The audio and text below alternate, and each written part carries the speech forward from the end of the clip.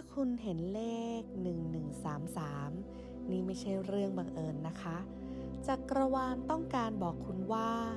ถึงเวลาเริ่มต้นใหม่ในเส้นทางที่ใช่แล้วเลข11คือการตื่นรู้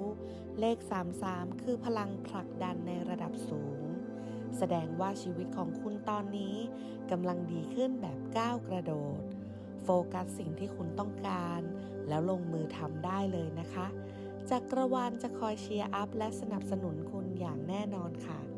ฝากติดตามช่องแอมมิราเคิลด้วยนะคะขอบคุณค่ะ